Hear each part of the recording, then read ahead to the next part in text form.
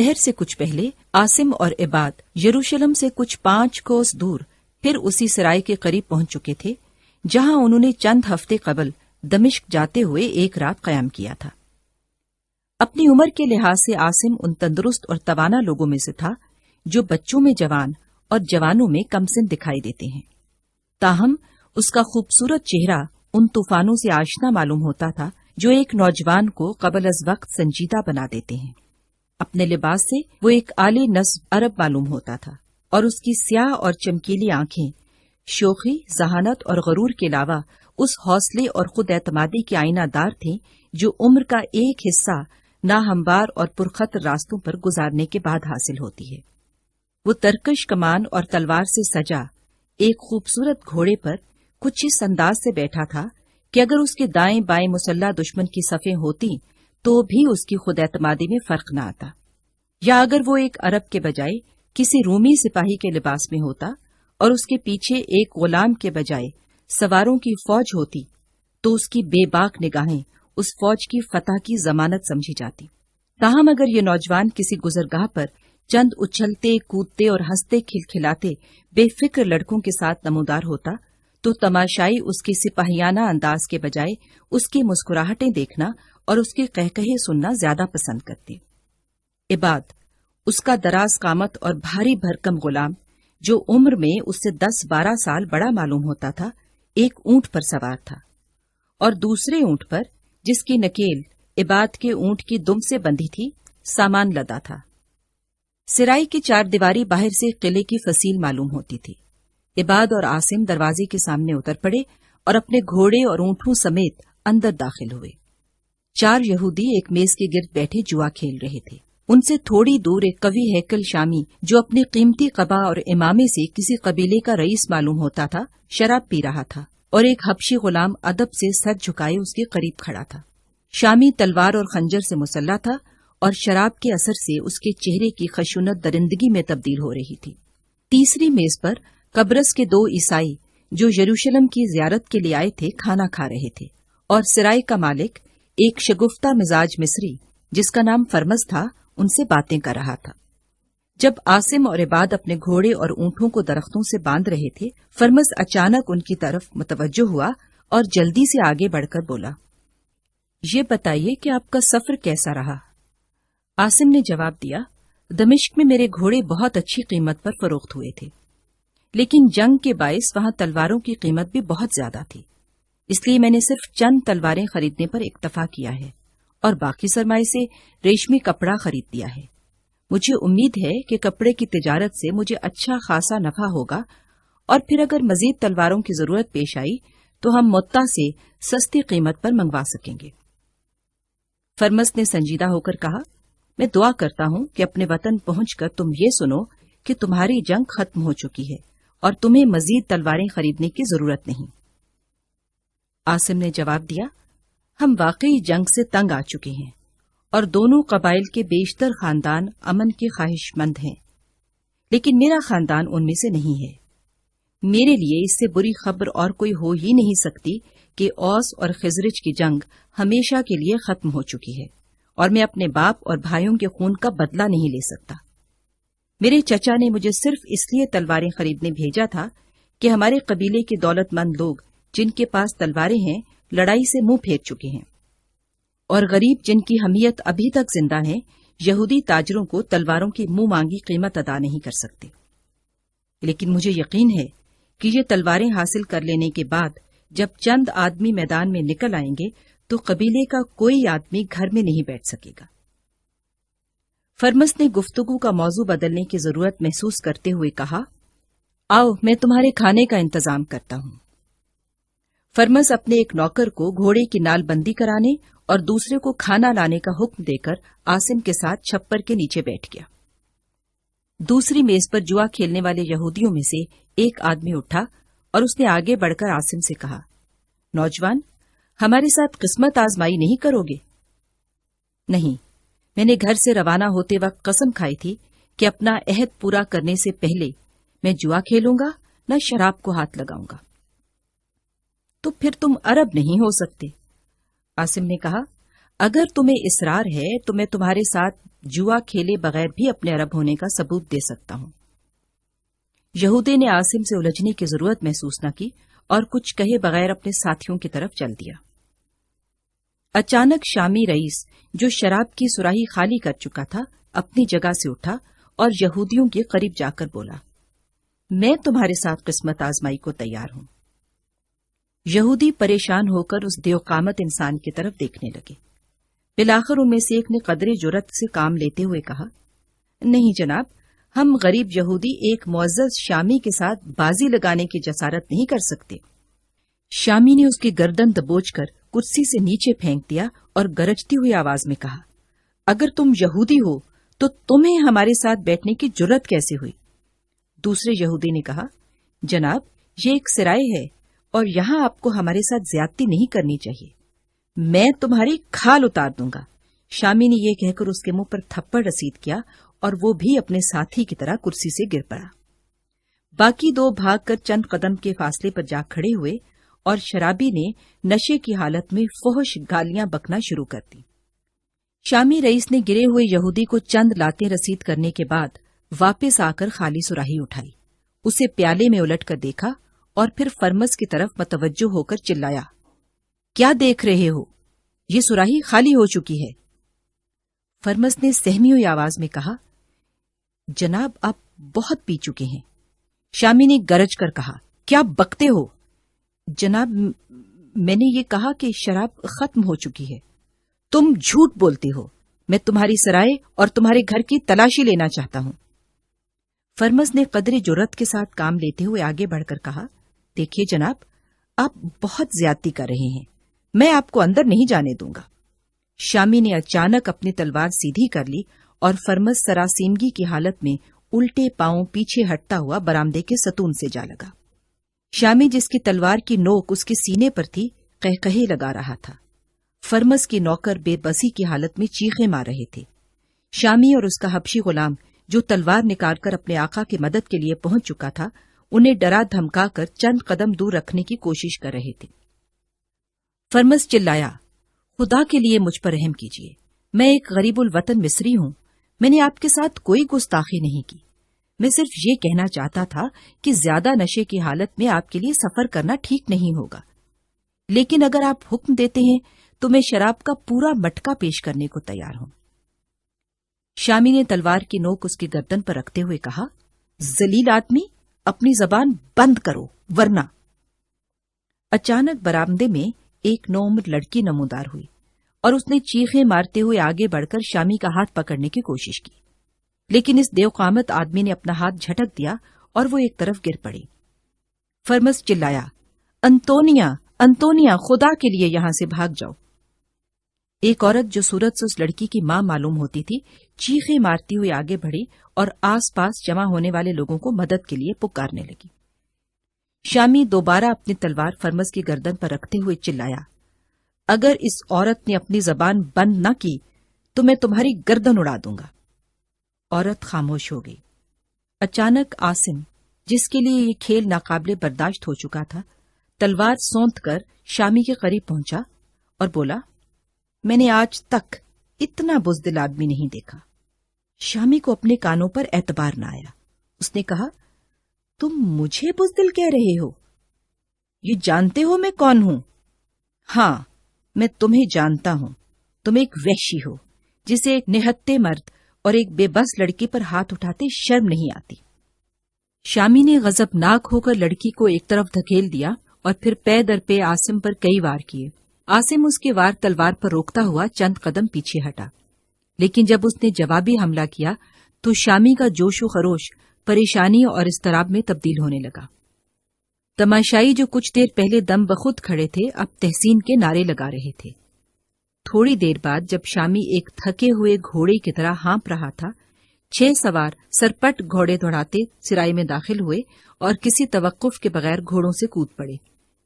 Firms بھاگ کر آگے بڑھا اور اس نے ایک باروب آدمی سے، جو رومی فوج کا ایک بڑا عہدیدار معلوم ہوتا تھا، مخاطب ہو کر کہا، آپ ذرا دیر سے تشریف لائے ہیں، مجھے معلوم نہ تھا کہ آپ سے پہلے میری حفاظت کے لیے یہاں ایک فرشتہ پہنچ جائے گا، ورنہ میں آپ کو تکلیف نہ دیتا۔ اگر یہ شریف عرب یہاں نہ پہنچتا تو اس وقت آپ یہاں میری لاش دیکھتے۔ رومی افسر جلدی سے آگے بڑھا اور اس نے عاصم کا بازو پکڑ کر اپنی طرف متوجہ کرتے ہوئے کہا، نوجوان، تم نے ایک شریف آدمی کی مدد کی ہے اور میں تمہارا شکریہ ادا کرتا ہوں۔ مجھے صرف اس بات کا افسوس ہے کہ میں ذرا دیر سے پہنچا اور یہ پورا تماشا نہیں دیکھ سکا۔ تم نے ایک مست ہاتھی کو بچھاڑا ہے۔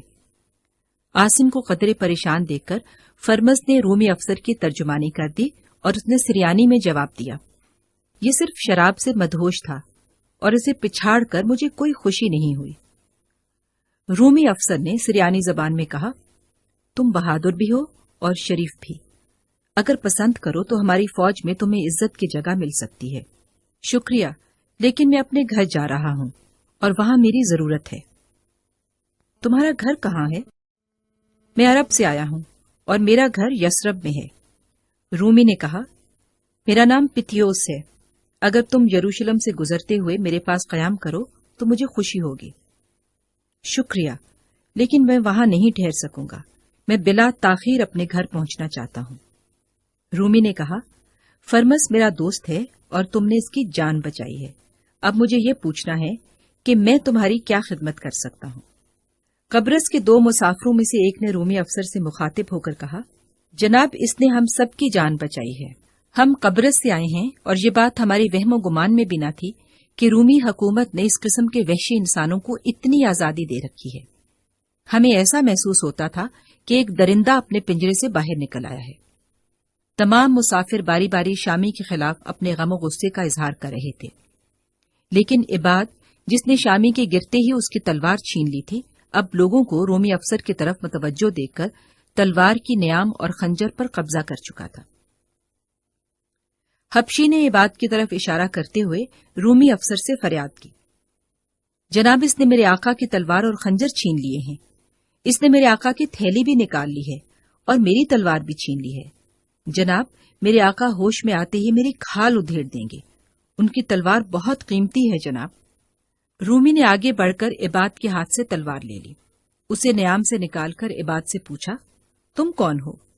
عباد کے بجائے عاصم نے جواب دیا، ہمارے ملک میں غلام اپنے آقا کے مغلوب کردہ دشمن کی تلوار پر قبضہ کرنا اپنا فرض سمجھتے ہیں، لیکن یہ شامی چونکہ آپ کی رعیت ہے، اس لیے اس کے سامان کے متعلق آپ بہتر فیصلہ کر سکتے ہیں۔ رومی نے مسکرا کر عاصم کی طرف دیکھا اور تلوار نیام میں کر کے عباد کو واپس دیتے ہوئے کہا، یہ تلوار بہت خوبصورت ہے، لیکن میں ایک بہادر آدمی کو اس کی فتح کے انعام سے محروم نہیں کر سکتا۔ جناب، میرے استبل میں ان کے 2 خوبصورت گھوڑے بھی بندے ہیں، ان کے متعلق آپ کا کیا حکم ہے؟ رومی نے مسکرا کر جواب دیا، گھوڑوں کا مالک بے ہوش ہے اور رومی حکومت ان کی حفاظت کا ذمہ نہیں لے سکتی۔ فرمز نے رومی افسر سے کہا، جناب، آپ تشریف رکھیے، آپ کے لیے اپنی بہترین شراب منگواتا ہوں۔ رومی افسر ایک میز کے قریب بیٹھ گیا۔ فرمز نے عاصم کی طرف متوجہ ہو کر کہا، آپ بھی تشریف رکھیے، میں آپ کے لیے کھانا بھجواتا ہوں۔ عاصم نے رومی کے قریب بیٹھتے ہوئے کہا، میں آپ کا شکر گزار ہوں، یہ 2 تلواریں میرے لیے بہت بڑا انعام ہے، لیکن میں نے دوسری تلوار نہیں دیکھی، وہ میرے غلام نے کہیں چھپا دی ہے۔ میں نے ایک عرب کو پہلی بار لڑتے دیکھا ہے، تمہاری فوج یقیناً بہت اچھی ہوگی۔ جناب، عرب میں فوج نہیں ہوتی۔ عرب میں فوج نہیں ہوتی تو وہاں حکومت کیسے چلتی ہے؟ وہاں حکومت بھی نہیں ہوتی، وہاں فوج بھی نہیں ہوتی، حکومت بھی نہیں ہوتی، پھر سلطنت کا کاروبار کیسے چلتا ہے؟ جناب، عرب کسی سلطنت کا نام نہیں۔ تمہارا مطلب یہ ہے کہ تمہارا کوئی بادشاہ نہیں ہوتا؟ نہیں، رومی نے سراپا حیرت بن کر سوال کیا۔ تو پھر وہاں کیا ہوتا ہے؟ وہاں صرف قبائل یا خاندان ہیں۔ سلطنت، حکومت اور فوج کے بغیر قبائل یا خاندان کس طرح زندہ رہ سکتے ہیں؟ میرا مطلب ہے ان کے درمیان امن کیسے قائم رہ سکتا ہے؟ جناب، امن کا لفظ ہمارے کانوں کے لیے اجنبی ہے۔ قدرت نے ہمیں صرف مرنے اور مارنے کے لیے پیدا کیا ہے۔ عرب سے باہر میں نے ایک سلطنت کو دوسری سلطنت سے لڑتے دیکھا ہے، لیکن وہاں صرف قبیلوں کے درمیان جنگیں ہوتی ہیں۔ عجم کے بادشاہوں کی جنگیں ایک کی فتح اور دوسرے کی شکست کے بعد ختم ہو سکتی ہیں، لیکن ہماری جنگیں کبھی ختم نہیں ہوتی۔ عاصم اور فرمس سے کچھ دیر باتیں کرنے کے بعد پتیوس نے ان سے اجازت لی اور گھوڑے پر سوار ہو گیا۔ تھوڑی دیر کے بعد سپاہی اپنے قیدی کو لے کر چل دیے، لیکن عاصم کو گھوڑے کی نال بندی کے انتظار میں رکنا پڑا۔ عاصم کچھ دیر خوبصورت قالین پر ٹہلنے کے بعد ایک کرسی پر بیٹھ گیا۔ تھوڑی دیر بعد عباد ہانپتا ہوا کمرے میں داخل ہوا اور بولا، اگر آپ اجازت دیں تو وہ 2 گھوڑے ابھی فروخت ہو سکتے ہیں۔ ایک تاجر ان کے بدلے 2 تلواریں اور ریشم کی چند چادریں دینے کو تیار ہے۔ میں ان گھوڑوں کو ساتھ لے جانا خطرناک سمجھتا ہوں۔ اگر یروشلم میں اس شامی قبیلے کے کسی آدمی نے انہیں پہچان لیا تو ہم مشکل میں پھنس جائیں گے۔ عاصم نے کہا، آج قدرت ہمارے حال پر بہت مہربان ہے۔ میں ابھی انہی گھوڑوں کے متعلق سوچ رہا تھا۔ تم جاؤ اور انہیں بلا توقف فروخت کر دو، لیکن میں تمہاری ایک بات سے بہت خفا ہوں۔ تمہیں معلوم ہے کہ اگر وہ رومی افسر سرائی کے مالک کا دوست نہ ہوتا تو آج تم چوری کے جرم میں پکڑے جاتے۔ ایک خطرناک آدمی کی تلوار چھین لینے کو تو شاید رومی بھی اتنا برا نہ سمجھتے، لیکن تمہیں اس کی جیب خالی کرتے ہوئے کوئی شرم محسوس نہیں ہوئی۔ اگر رومی افسر میری حرکت پر بگڑ بھی گیا تو زیادہ سے زیادہ یہی ہوگا کہ مجھے مال غنیمت واپس کرنا پڑے گا، اور مجھے افسوس ہے کہ آپ نے مجھے شاباش نہیں دی۔ آپ نے یہ بھی نہیں پوچھا کہ اس تھیلی کے اندر کیا ہے۔ اچھا، اب بتا دو۔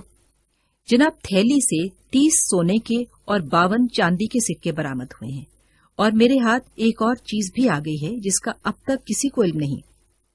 وہ کیا ہے؟ وہ ایک انگوٹھی ہے جسے اتارنے میں نے اس قدر ہوشیاری سے کام لیا تھا کہ اس کے غلام کو بھی پتا نہیں چلا۔ عاصم نے کہا، اچھا اب تم جاؤ اور فوراً گھوڑے فروخت کر دو۔ آپ نہیں آئیں گے؟ نہیں، مجھے یہ اطمینان ہے کہ اس کام میں تم مجھ سے زیادہ ہوشیار ہو۔ اور سنو، تھیلی اور انگوٹھی تمہاری ہے، میرا اس میں کوئی حصہ نہیں۔ اب جاؤ۔ عباد مسکراتا ہوا وہاں سے چل دیا۔ عاصم اپنے میزبان کے ساتھ سرائے کے گرد نصف چکر لگانے کے بعد پچھلی طرف سے ایک چھوٹے سے سکونتی مکان میں داخل ہوا۔ انتونیا اور اس کی ماں نے اپنے مہمان کے تواضع کے لیے شام، فلسطین، مصر اور روم کے تمام تکلفات صرف کر دیے تھے، اور عاصم، جسے اپنی زندگی میں پہلی بار ایسے مہذب انسانوں کے ساتھ بیٹھنے کا موقع ملا تھا، اپنی کم مائیگی کے احساس سے پسا جا رہا تھا۔ انتونیا، جسے اس نے پہلی بار انتہائی بے بسی کی حالت میں دیکھا تھا، اب اپنے قیمتی لباس میں ایک شہزادی معلوم ہوتی تھی۔ کھانے کے دوران میں روم اور ایران کی جنگ ان کی گفتگو کا موضوع تھی۔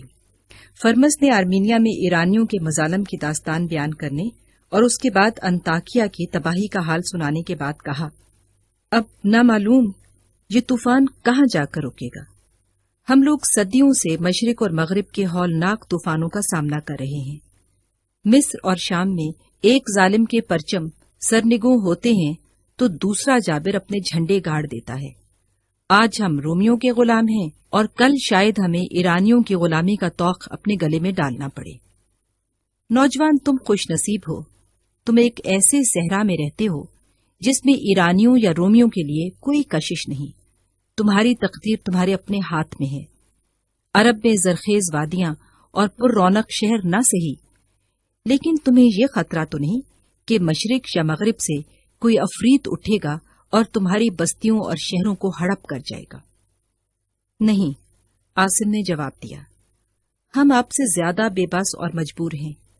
ایک عرب اپنی نیام سے تلوار نکال سکتا ہے، لیکن اسے دوبارہ نیام میں کرنا اس کے بس کی بات نہیں ہوتی۔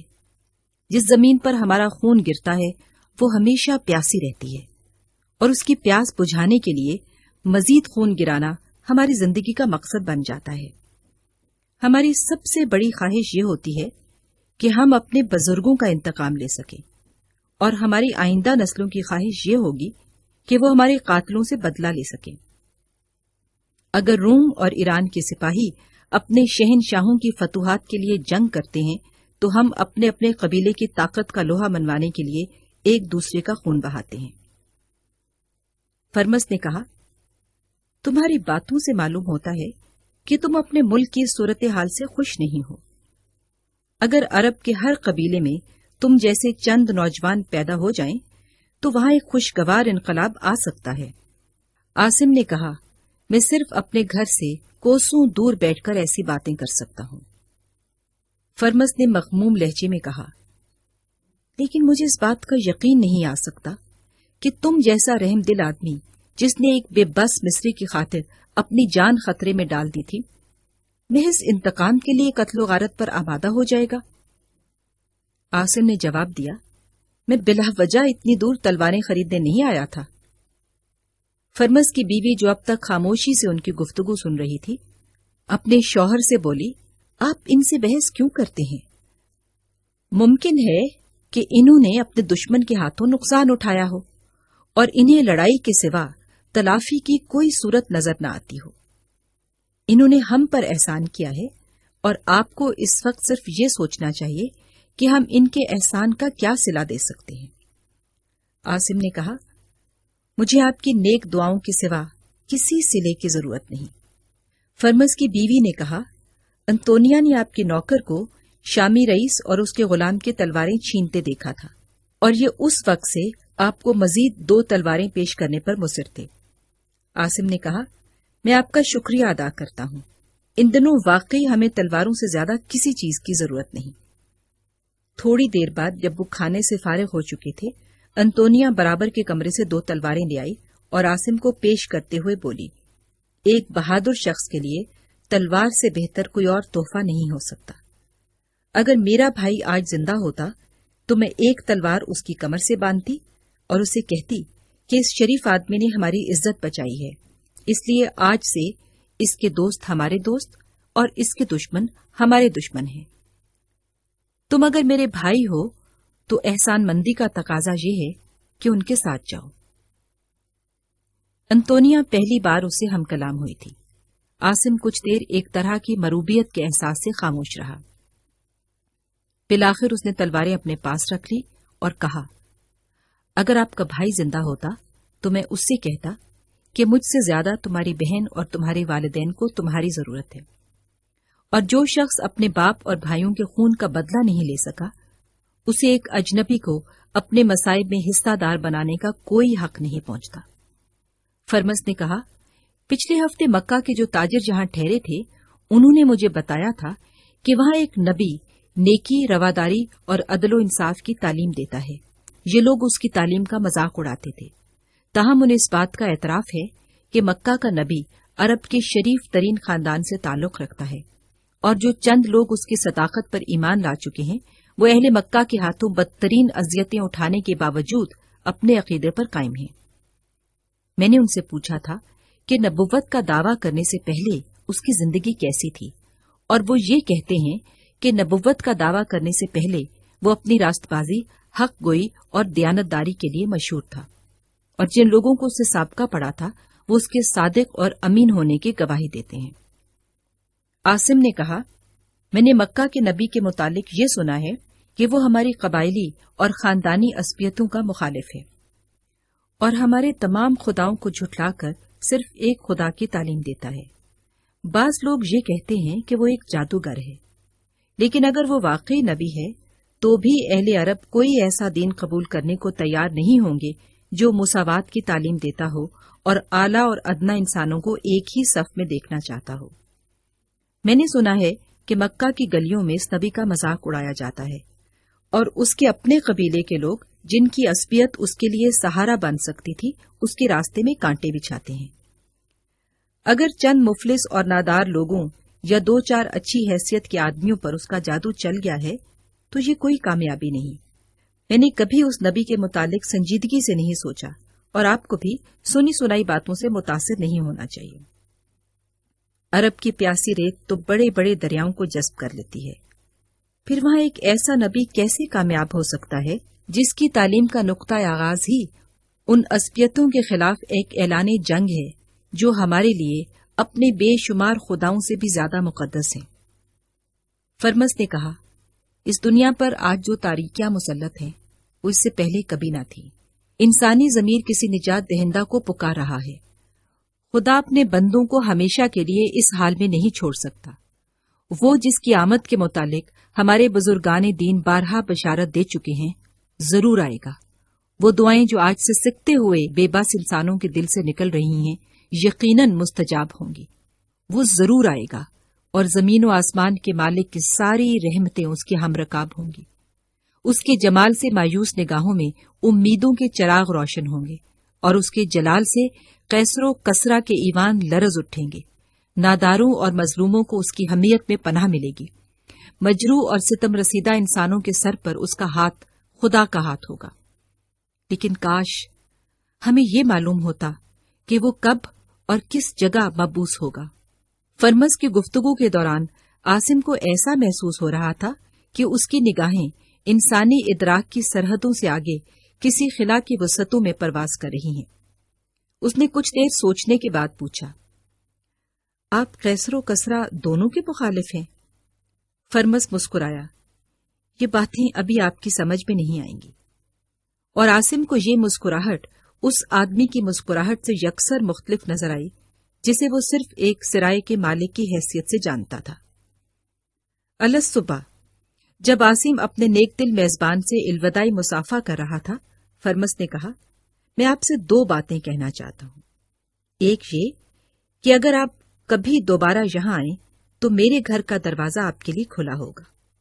دوسری یہ کہ اگر آپ گرے ہوئے دشمن کی شاہراہ پر تلوار رکھنے کے بعد اپنا ہاتھ روک لیں تو آپ کو زیادہ تسکین محسوس ہوگی۔ عاصم نے جواب دیا، مجھے ایک دوست کے گھر کا راستہ ہمیشہ یاد رہے گا، لیکن کسی دشمن کی شاہراہ پر تلوار رکھنے کے بعد اپنا ہاتھ روک لینا ایک عرب کے بس کی بات نہیں۔ فرمس نے کہا، لیکن میرا دل گواہی دیتا ہے کہ تم گرے ہوئے دشمن پر وار نہیں کر سکو گے۔ عاصم نے ایک مغموم مسکراہٹ کے ساتھ فرمس کی طرف دیکھا اور گھوڑے پر سوار ہو گیا۔ وقت کی آندھیاں شاہراہ حیات پر ماضی کے نشان مٹا رہی تھیں اور حال کے ظلمت قدے میں بھٹکنے والوں کی نگاہوں سے وہ ستارے اوجھل ہو رہے تھے جو رات کے مسافروں کو سحر کی آمد کا پیغام دیتے ہیں۔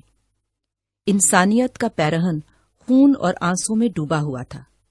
بحیرہ روم کے مشرقی علاقے جو کبھی مصر کے فراعنہ اور کبھی بابل کے حکمرانوں کے ہاتھوں تباہی کا سامنا کیا کرتے تھے، اب کوئی 1000 سال سے ایران اور اس کے مغربی حریفوں کے درمیان قوت آزمائی کا اکھاڑا بنے ہوئے تھے۔ ولادت مسیح سے 550 سال قبل ایران پر سائرس کا تسلط مشرق کی تاریخ کے ایک نئے دور کی تمہید تھا۔ اس چرواہے حکمران نے بابل کی اینٹ سے اینٹ بجا دی اور پھر بلخ سے لے کر آبنائے باسفورس اور بحیرہ خضر سے لے کر صحرائے سینا تک اپنی فتوحات کے جھنڈے گاڑ دیے۔ ربع صدی کے اندر اندر ایرانی سلطنت کی حدود پنجاب سے لے کر یونان تک پھیل چکی تھی اور مصر کی حیثیت اس عظیم سلطنت کے ایک صوبے سے زیادہ نہ تھی۔ اس کے بعد قریباً 200 سال تک مشرق و مغرب میں سائرس کے جانشینوں کا کوئی مد مقابل نہ تھا۔ پھر اچانک یونان نے انگڑائی لی، مقدونیہ سے ایک نوجوان نمودار ہوا اور ایشیا میں ایران کا پرچم سرنگوں کرتا ہوا پنجاب تک پہنچ گیا۔ مصر، بابل اور نینوا کے تاجداروں نے ماضی کی گزرگاہوں پر جو نشان چھوڑے تھے وہ سکندر اعظم کے پاؤں تلے دب چکے تھے۔ پھر جب سکندر اعظم کی عظیم سلطنت کا انحطاط شروع ہوا تو یورپ سے ایک نیا اژدہا نمودار ہوا اور اس کی پھنکار سن کر زمانے کی آنکھیں روم کو تکنے لگی۔ رومی افواج ایک طرف مشرق کے پامال راستوں پر دوڑ رہی تھی اور دوسری طرف یورپ کے ان ممالک کو مسخر کر رہی تھیں جو ابھی تک مہذب دنیا کی نگاہوں سے اوجھل تھے۔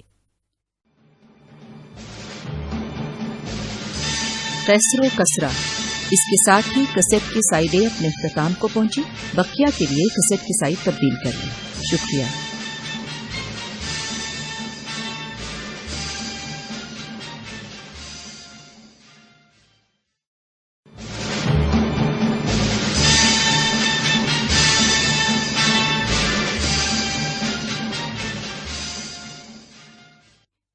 قبل مسیح میں رومیوں نے شام میں سکندر اعظم کے جانشینوں کو آخری شکست دی اور یورپ اور ایشیا کی عظیم ترین طاقت بن گئے۔ لیکن محکوم اقوام کے لیے ماضی کے ان گنت انقلابات کی طرح اس نئے انقلاب کا مفہوم بھی آقاؤں کی تبدیلی کے سوا کچھ نہ تھا۔ ملوکیت کی قبا اب بھی انسانیت کے خون سے داغدار تھی۔ مذہب عیسوی مجبور اور بے بس انسانوں کے لیے ایک نئی زندگی کا پیغام لے کر آیا۔ لیکن یہ آواز ان حکمرانوں کے لیے اجنبی تھی جو اپنے بے گناہ قیدیوں کو بھوکے شیروں کے آگے ڈال کر قہقہے لگایا کرتے تھے۔ قریباً 3 صدی تک یہ دین رومی شہنشاہوں کے مزاج پر اثر انداز نہ ہو سکا اور اس عرصے میں کمزور اور بے بس عیسائی رومیوں کے ہاتھوں بدترین اذیتیں برداشت کرتے رہے۔ 4 صدی عیسوی کے ربع اول میں شہنشاہ قسطنطین نے عیسائی مذہب قبول کیا اور اس کے بعد روم کے بجائے قدیم بازنطین کے کھنڈروں پر اپنے نئے دارالحکومت قسطنطنیہ کی بنیاد رکھی۔ اپنے جغرافیائی محل وقوع، اپنے فوجی اور اقتصادی وسائل کے لحاظ سے قسطنطنیہ کو نہ صرف روم بلکہ مشرق و مغرب کے تمام ان شہروں پر فوقیت حاصل تھی جن کے کھنڈروں میں عظیم ترین سلطنتوں کے عروج و زوال کی داستانیں دفن تھیں۔ 395 عیسوی تک رومی سلطنت کی یہ حالت تھی کہ کبھی قسطنطین کے جانشین اسے متحد کر لیتے اور کبھی یہ رومی اور بازنطینی شہنشاہوں میں تقسیم ہو جاتی۔ بالآخر شہنشاہ تھیوڈوسیس کی موت کے بعد یہ سلطنت مستقلاً 2 حصوں میں تقسیم ہو گئی۔ اس کے بعد قسطنطنیہ میں رومیوں کی مشرقی سلطنت کی جڑیں مضبوط ہوتی گئیں اور روم میں ان کی سطوت کے محل بتدریج مسمار ہوتے چلے گئے۔ بالآخر 5ویں صدی کے نصف آخر میں وسطی یورپ کے وحشی قبائل کا ایک طوفان روم پر چھا گیا اور رومی سلطنت کے مستقبل کی تمام امیدیں قسطنطنیہ کے حکمرانوں کے مستقبل سے وابستہ ہو کر رہ گئیں۔ 150 سال کے عرصے میں رومیوں کا نیا دارالسلطنت دنیا کا ایک عظیم ترین شہر اور ایک انتہائی ناقابل تصویر قلعہ بن چکا تھا، اور قسطنطین کے جانشینوں کو مشرق کی طرف پیش قدمی کے لیے وہ راستے کھلے دکھائی دیتے تھے جنہیں کسی زمانے میں سکندر اعظم نے ہموار کیا تھا۔ لیکن زمانے نے ایک نئی کروٹ لی اور صدیوں کے بعد ایران کے آتش کدوں میں دبی ہوئی آگ اچانک بھڑک اٹھی۔ وہ پرچم جو یونانیوں کے ہاتھوں پرسیپولس، سوئس اور استخر میں سرنگوں ہوئے تھے، اب دجلہ کے کنارے مدائن کی دیواروں پر نصب کیے جا رہے تھے۔ ایران میں ساسانی خاندان کا عروج تاریخ کے ایک نئے دور کی تمہید تھا۔ قسطنطنیہ کے حکمران پہلی بار ایشیا میں کسی کو اپنا مد مقابل دیکھ رہے تھے۔ ایران کے کسرا اور روم کے قیصر مشرق و مغرب کے 2 مہیب اژدہے تھے، اور 527 عیسوی میں مشرقی اوسط کی زمین ان اژدہوں کی زور آزمائی کا اکھاڑا بن چکی تھی۔ یہ 2 ننگی تلواریں تھیں جو آپس میں ٹکرانے کے لیے ہمیشہ بے قرار رہتی تھی۔ مشرق کی طرف ایران کے سوا اہل روم کا کوئی مد مقابل نہ تھا، نہ مغرب کی طرف روم کے سوا ایرانیوں کا کوئی حریف۔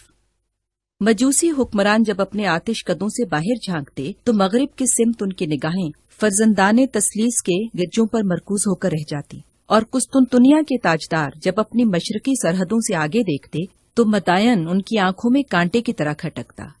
شام، آرمینیا اور ایشیائی کوچک کے باشندے بے بس تماشائیوں کی حیثیت سے آگ اور خون کے ان طوفانوں کی ہولناکیاں دیکھ رہے تھے جو کبھی مدائن اور کبھی قسطنطنیہ سے اٹھتے تھے۔ یہ چکی کے 2 پارٹ تھے، اور ان کے درمیان پسنے والے انسان صرف ان ادوار میں اطمینان کا کوئی سانس لے سکتے تھے جب کسی کسرا یا قیصر کو اندرونی خطرات اپنی طرف متوجہ کر لیتے تھے۔ ایسے ممالک میں جہاں ریاست کا ہر قانون اور اخلاق کا ہر ضابطہ عوام کے بجائے ان کے حکمرانوں کے تحفظ کے لیے وضع کیا جاتا تھا، تخت و تاج کے حصول کے لیے سازشیں کرنے والوں کی کمی نہ تھی۔ روم اور ایران میں کئی سرپھرے اقتدار کی ان مسندوں پر قبضہ کرنے کو تیار رہتے تھے جن پر بیٹھ کر ایک انسان دوسرے انسانوں کے حصے کی تمام راحتیں چھین سکتا تھا۔ شکست اور ناکامی کی صورت میں تخت و تاج کے لیے جان کی بازی لگانے والوں کے سر قلم کر دیے جاتے، اور رعایا کو اس بات پر جشن منانے کا حکم دیا جاتا تھا کہ دیوتاؤں کے دیوتا اور شہنشاہوں کے شہنشاہ نے ایک حقیر دشمن کے ناپاک عزائم خاک میں ملا دیے ہیں۔ امراء ایک دوسرے سے بڑھ چڑھ کر اپنے آقا کی کامیابی پر خوشی کا اظہار کرتے اور مذہبی پیشوا ان کے لیے دعائیں مانگتے۔ لیکن اگر کوئی قسمت آزما اپنی سازش میں کامیاب ہو جاتا تو یہی امراء اسے اپنی اطاعت اور یہی مذہبی پیشوا اسے اپنی بہترین دعاؤں کا مستحق سمجھتے۔ سلطنت کے اندر ان انقلابات کے اثرات زیادہ تر ان امراء اور مذہبی پیشواؤں یا کاہنوں تک محدود رہتے تھے جنہیں ملک کا قانون بادشاہ کے بعد رعایا کی ہڈیاں چبانے کی اجازت دیتا تھا، اور سلطنت کے باہر انقلابات کے اثرات ان ہمسایہ ممالک کے باشندوں پر ظاہر ہوتے تھے جن کے خون اور آنسوں سے کسی نئے قیصر یا نئے کسرا کی فتوحات کی داستانیں لکھی جاتی تھیں۔ مذہب نیکی اور بدی کی کسوٹی یا تہذیب و اخلاق کے ارتقاء کے لیے ایک زینے کا کام دینے کے بجائے اس عمارت کے لیے ایک ستون کا کام دے رہا تھا جس کی بنیاد ظلم و استبداد پر رکھی گئی تھی۔ یہ وہ پل تھا جس کے ذریعے کاہن یا پیشوا عوام کی صفوں سے نکل کر مراد یافتہ لوگوں کی صف میں جا کر کھڑے ہوتے تھے۔ ایران کے مذہب میں انسانی اخوت اور مساوات کا کوئی تصور نہ تھا۔ زردشت نے اگر نیکی اور بدی کے متعلق کوئی اچھے تصور پیش بھی کیے تھے تو وہ صدیوں کی گرد و غبار میں گم ہو کر رہ گئے تھے۔ روم کے سیاسی حالات ایران سے زیادہ مختلف نہ تھے۔ عیسائی مذہب کی تعلیم اپنی تمام خوبیوں کے باوجود ایک ایسی ملوکیت کا مزاج بدلنے سے قاصر تھی جس نے قدیم یونان کے صنم خانوں میں آنکھ کھولی تھی۔ شام اور فلسطین میں عیسائیت کا فروغ ایک فطری بات تھی۔ یہ وہ سرزمین تھی جس کے باشندے گزشتہ صدیوں میں مشرق و مغرب کے افق سے اٹھنے والے ان گنت طوفانوں کی ہولناکیاں دیکھ چکے تھے، اور یہاں عیسائیت کی تعلیم میں ان زیر دستوں کی روح کے لیے تسکین کا سامان موجود تھا جن کے ہاتھوں میں بالا دستوں کا وار روکنے کی سکت نہ تھی۔ لیکن رومی حکمرانوں کو اپنے محکوموں کی روحوں پر بھی کسی اور کی حکومت پسند نہ تھی۔ چنانچہ قریباً 3 صدی تک عیسائیت کی آغوش میں پناہ لینے والے کمزور اور بے بس انسانوں کے ساتھ باغیوں کا سا سلوک ہوتا رہا۔ پھر جب شام اور فلسطین کے عوام کی طرح مشرقی یورپ کے عوام نے بھی یہ دین مقبول ہونے لگا تو حکومت نے بھی اس کے لیے اپنی آغوش کشادہ کر دی۔ قیصر نے اپنا ظاہری لبادہ تبدیل کر لیا، لیکن ملوکیت کی جبلت نہ بدل سکی۔ قسطنطنیہ کے شہنشاہوں کے سر پر پہلے اپالو کے مندر کے کاہن تاج رکھتے تھے اور اب یہ خدمت کلیساؤں کے اکابر نے اپنے ذمے لے لی تھی۔ پہلے وہ اپنے دشمنوں پر حملہ کرتے وقت اپنے دیوتاؤں سے مدد مانگتے تھے اور اب ان پر تلوار اٹھانے سے پہلے صلیب کو بوسہ دے لیا کرتے تھے۔ تلوار وہی تھی، صرف نیام تبدیل کر دی گئی تھی۔ عوام میں عیسائیت کی مقبولیت کی وجہ یہ تھی کہ یہ مذہب ظلم و تشدد کے خلاف محبت، رحم اور انکساری کی تعلیم دیتا تھا۔ لیکن اس تعلیم کا عملی نتیجہ رہبانیت کی صورت میں ظاہر ہوا۔ ابتدا میں بعض لوگ معاشرے کی اصلاح سے مایوس ہو کر تارک الدنیا ہو گئے اور شہروں اور بستیوں سے نکل کر ویرانوں کو جا بسایا۔ یہ راہب چلے کاٹتے، زمین پر سوتے، بھوکے رہتے اور اپنی روح کی تسکین کے لیے ان گنت جسمانی اذیتیں برداشت کرتے تھے۔ دنیا کے تمام مسائل انہوں نے حکمرانوں کے لیے چھوڑ دیے تھے، لیکن اہل دنیا انہیں خدا رسیدہ سمجھ کر ان کا پیچھا کرتے۔ کوئی اپنی بیماری سے نجات حاصل کرنے اور کوئی اپنے کاروبار میں برکت کے لیے ان کی دعاؤں کا طلبگار ہوتا۔ وہ سردی میں ٹھٹھرنا اور دھوپ میں جلنا پسند کرتے، لیکن ان پر سائبان تان دیے جاتے۔ وہ زندہ رہنے کے لیے سوکھے ٹکڑے کا ایک نوالا کافی سمجھتے، لیکن ان کے سامنے دنیا کی نعمتوں کے ڈھیر لگا دیے جاتے۔ وہ نفس کشی اور ریاضت کو اپنے گناہوں کا کفارہ سمجھتے، لیکن اہل دنیا ان کی کرامات کا ڈھنڈورا پیٹتے۔ غرض جس قدر وہ دنیا سے بھاگتے تھے اسی قدر دنیا ان کا پیچھا کرتی تھی۔ پھر جب ان میں سے کوئی مر جاتا تو اہل دنیا اس کی قبر پر عظیم الشان خانقاہیں تعمیر کر ڈالتے۔ آہستہ آہستہ یہ رہبانیت عیسائی مذہب کا ایک اہم ترین جز بن گئی۔ ایک ایسے معاشرے میں جہاں انسان دولت اور اقتدار کے پیمانوں سے ناپا جاتا تھا، کسی تہی دست اور نادار آدمی کا مرجع خلائق بن جانا ایک معمولی بات نہ تھی۔ آہستہ آہستہ خانقاہیں راہبوں سے بھر گئیں اور ریاضت اور نفس کشی کے نئے نئے طریقے رائج ہونے لگے۔ بعض راہب سمندر کے کسی ٹاپو کی سنگلاخ چٹان پر ڈیرے ڈال لیتے اور ساری زندگی وہیں گزار دیتے۔ بعض اپنے لیے کسی جنگل یا صحرا میں مینار تعمیر کرتے اور اس کی چوٹی پر بیٹھ کر اپنا وقت گزار دیتے۔ بعض لباس سے بے نیاز سردی یا گرمی برداشت کرنے کی قوت کا مظاہرہ کر کے عوام سے داد و تحسین حاصل کرتے، اور بعض لوہے کی اس قدر بھاری زنجیریں اور توق پہن لیتے کہ ان کی کمر بوجھ سے دوہری ہو جاتی۔ ابتدا میں ریاضت اور نفس کشی کے یہ ہولناک طریقے ان لوگوں نے رائج کیے تھے جن کے نزدیک دنیا کی ہر خواہش کو مٹانا یا جسمانی اذیتیں برداشت کرنا روحانی نجات کا واحد ذریعہ تھا۔ لیکن بعد میں انفرادی جنون کے یہ مظاہرے مذہب کے اجتماعی فرائض میں داخل ہو گئے۔ یہ خانقاہیں جہاں اب لاکھوں مرد اور عورتیں پناہ لے چکی تھی، کلیسا کے حصار بن گئی، اور ان کی نگرانی مذہب کے ان اکابر کے سپرد تھی جن کی اکثریت ملوکیت کے دوش بدوش کلیسا کے پرچم نصب کرنے کے لیے کوشاں تھی۔ خانقاہوں کے نظم اور راہبوں کی تربیت کے لیے جو اصول و ضوابط وضع کیے گئے تھے وہ سلطنت کے قوانین سے بھی زیادہ سخت تھے۔ رومی شہنشاہوں نے اپنے بدترین ادوار میں بھی فرزندان تسلیس پر وہ مظالم نہیں کیے تھے جو ان خانقاہوں کے مکین اپنی خوشی سے برداشت کر رہے تھے۔ اب مذہب کی تعلیم کا مرکزی نقطہ یہ تھا کہ انسان پیدائشی طور پر گناہگار ہے، اس کا جسم اس کی روح کا سب سے بڑا دشمن ہے اور روح کی نجات کے لیے جسم کی تذلیل کے سوا کوئی اور راستہ نہیں۔ غرض خانقاہیں وہ بھٹیاں تھیں جن کی آنچ میں روح کو جسم کی آلائشوں سے پاک کیا جاتا تھا۔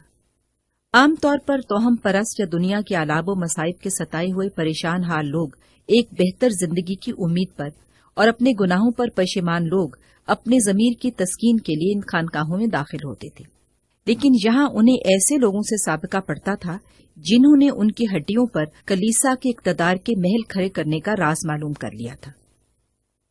خانقاہ میں داخل ہونے کے بعد دنیا کے ساتھ ان کے ماضی کے تمام رشتے ٹوٹ جاتے، یہاں تک کہ ماضی کے متعلق سوچنا بھی ایک گناہ تھا۔ ہر نئے راہب کی نگرانی 2 تربیت یافتہ راہبوں کو سونپ دی جاتی تھی، یہ دن رات اس پر پہرا دیتے تھے۔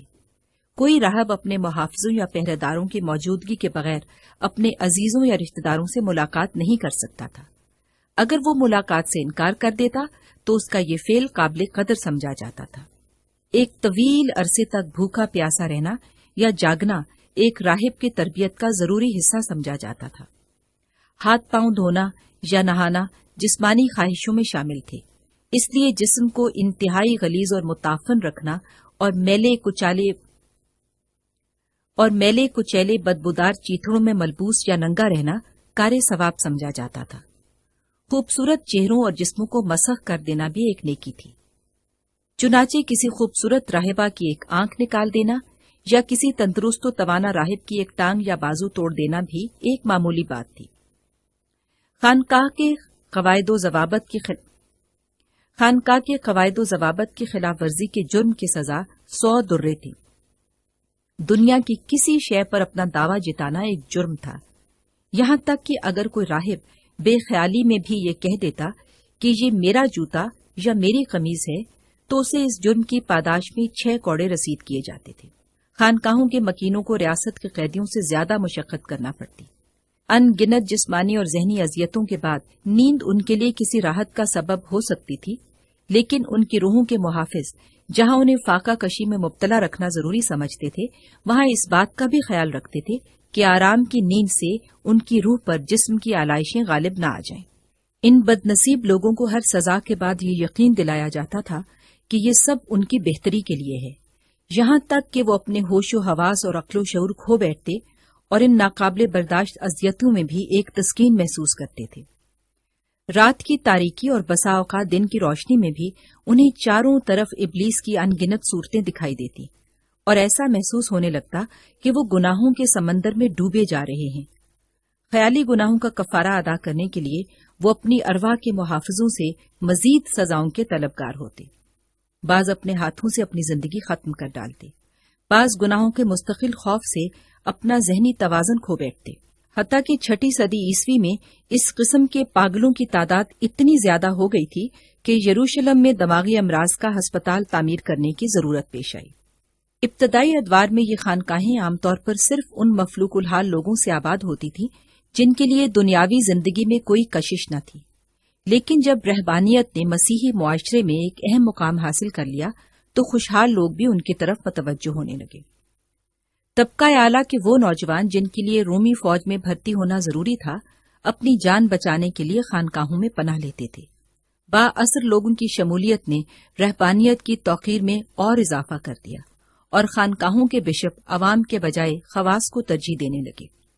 یہ لوگ خوشحال تاجروں یا حکومت کے عہدیداروں کے پاس جا کر ان سے اپیلیں کرتے کہ تم اپنے فلاں بیٹے یا بیٹی کو دین مسیح کی خدمت کے لیے وقف کر دو تو تم دنیا اور آخرت میں سرخرو ہوگے، اور اگر تم نے اسے نجات کے راستے سے روکنے کی کوشش کی تو اس کی زندگی بھر کے گناہوں کا بوجھ تمہاری گردن پر ہوگا۔ ان راہبوں کی تقریریں اس قدر پرجوش اور مؤثر ہوتی کہ والدین اپنے بچوں کو ان کے حوالے کر دیتے۔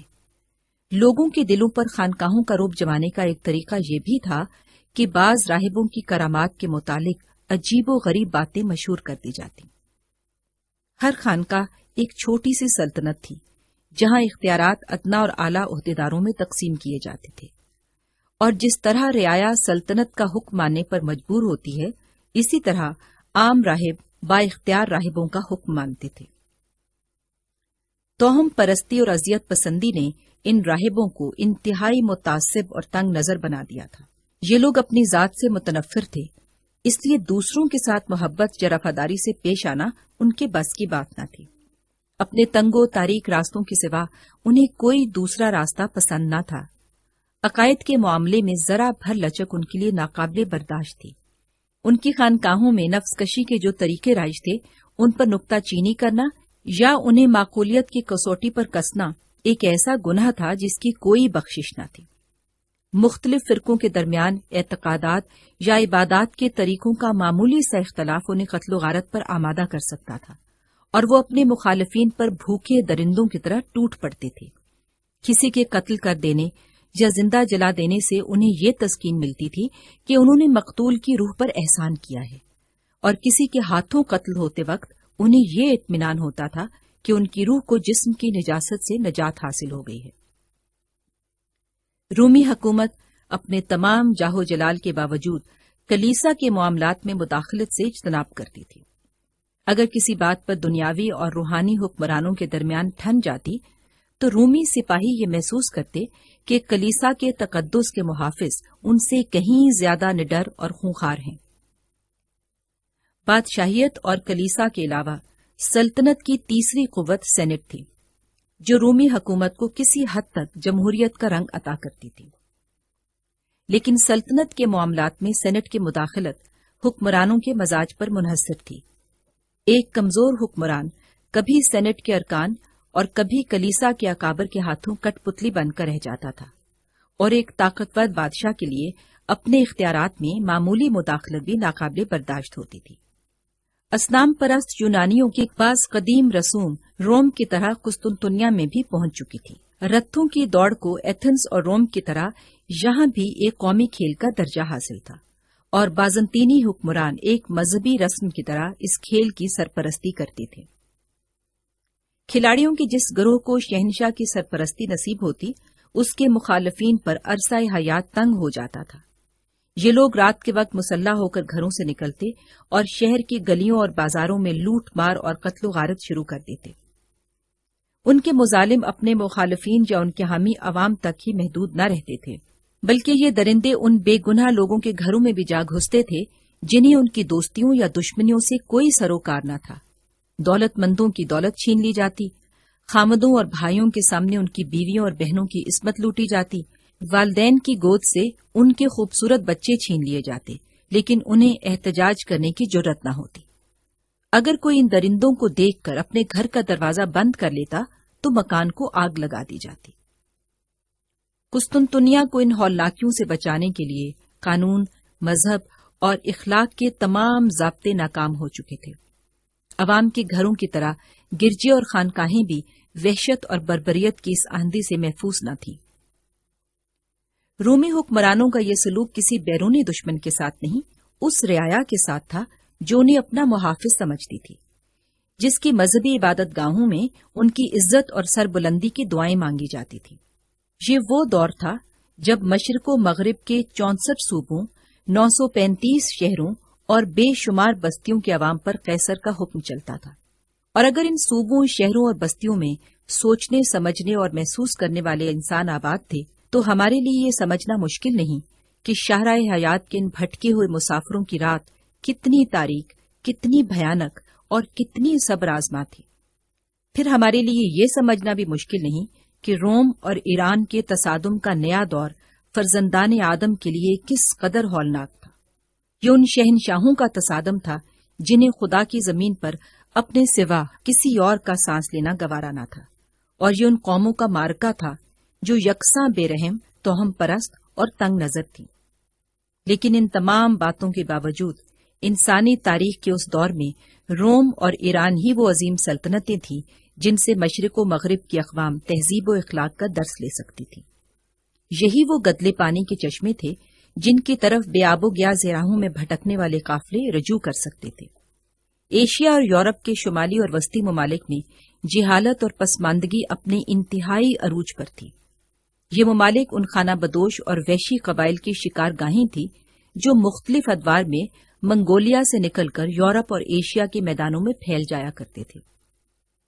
زرخیز خطوں پر قبضہ جمانے کے بعد جب یہ خانہ بدوش نسبتاً متمدن زندگی کے عادی ہو جاتے اور کھیتی باڑی کی بدولت وسائل حیات کی فراوانی ان کی بدوانہ خصوصیات بدل ڈالتی، تو وسط ایشیا سے وحشت اور بربریت کے طوفان کی ایک اور لہر اٹھتی اور ان ترقی یافتہ وحشیوں کو اپنے انتہائی پسماندہ اور خونخوار بھائیوں کے لیے جگہ خالی کرنی پڑتی۔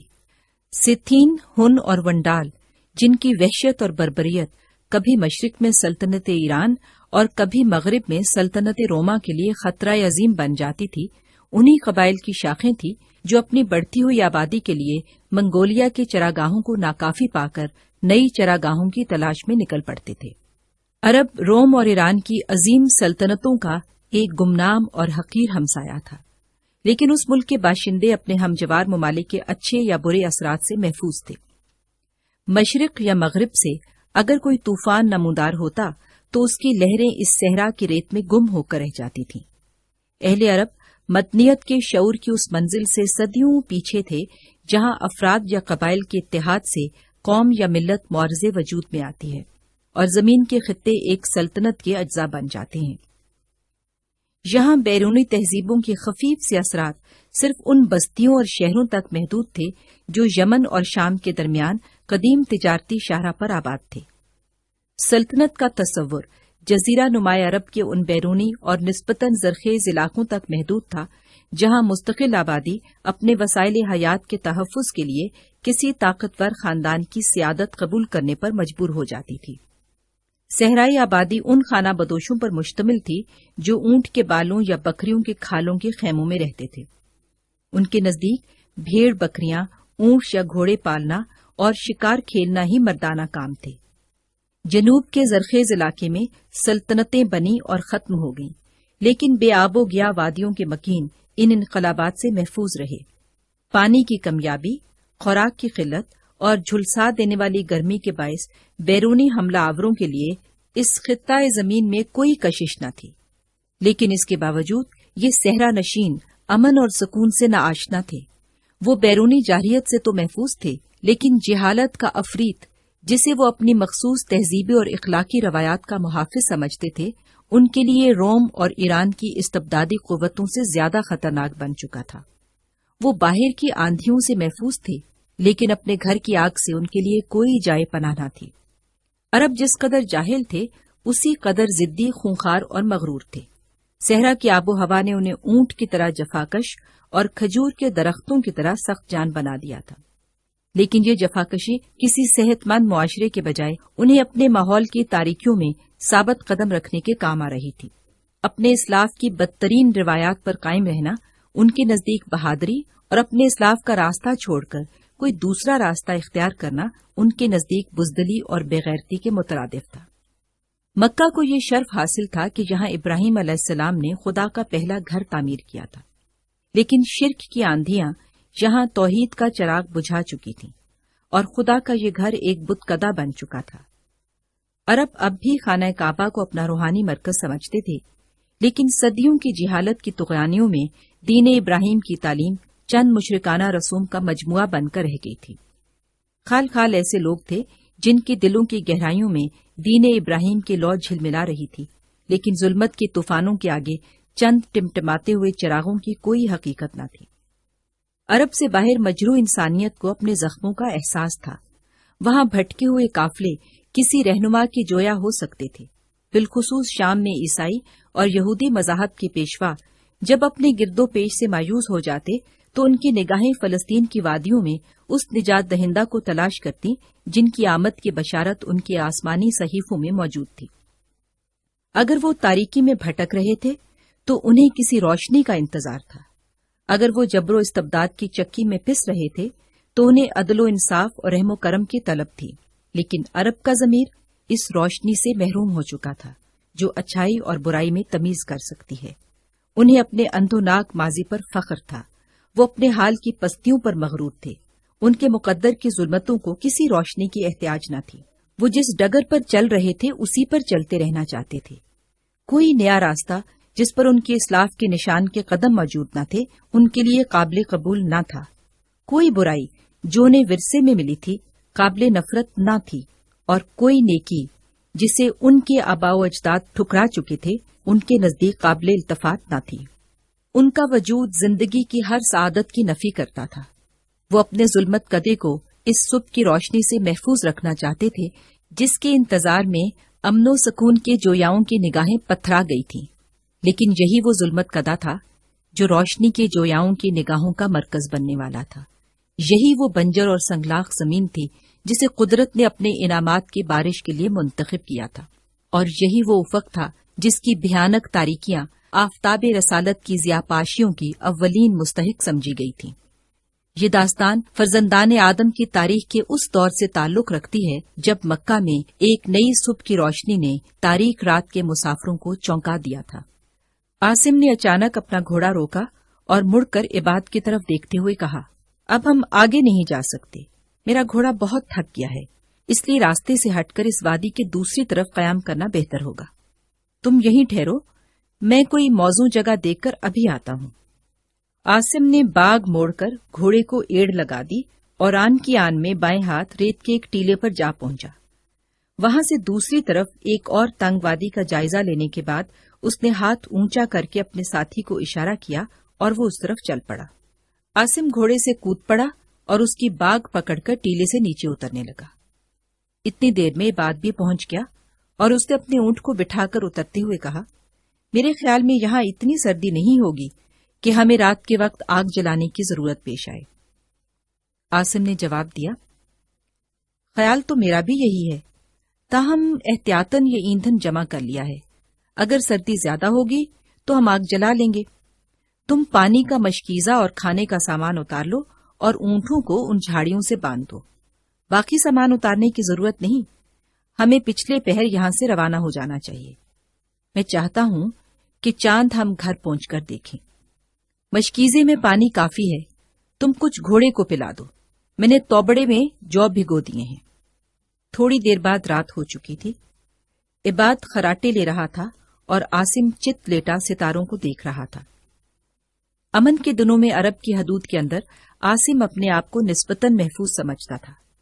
وہ کسی ناخوشگوار حادثے سے دوچار ہوئے بغیر اپنی منزل مقصود کے قریب پہنچ چکا تھا۔ جب وہ سوچتا کہ وہ صرف کپڑا فروخت کر کے اپنے چچا کا تمام قرضہ چکا سکے گا اور دمشق کی خوبصورت تلواریں دکھا کر قبیلہ اوس کے ہر نوجوان سے داد و تحسین حاصل کرے گا تو اس کے دل میں خوشی کی ایک لہر دوڑ جاتی، لیکن جب اسے اپنے گھر کا خیال آتا تو وہاں کے مناظر اس دشت کی تنہائی سے زیادہ وحشتناک محسوس ہوتے۔ اس کی ماں اسے بچپن ہی میں داغ مفارقت دے گئی تھی۔ اس کے دو بھائی جن کی شجاعت و جواں مردی پر سارے قبیلے کو فخر تھا، لڑائی میں کام آ چکے تھے۔ اس کا باپ اپنے کسی عزیز کی ایک مدت تیمارداری کے بعد گھر واپس آ رہا تھا کہ کسی نے بے خبری کی حالت میں پیچھے سے حملہ کر کے اسے قتل کر دیا۔ اب عاصم کی زندگی کا سب سے بڑا مسئلہ اپنے عزیزوں کے خون کا انتقام لینا تھا۔ اس کے بھائیوں، اس کے باپ اور اس کے ابن عم کی روحیں پیاسی تھیں، اور یہ پیاس صرف بنو خزرج کے خون سے بجھائی جا سکتی تھی۔ حبیرہ اس کا چچا اپنے دائیں ہاتھ سے محروم ہونے کے باعث تلوار اٹھانے کے قابل نہ تھا۔ حبیرہ کے چھوٹے بیٹے سالم کی عمر ابھی 14 سال سے بھی کم تھی، اور اس کی بہن سعاد اس سے کوئی 2 سال چھوٹی تھی۔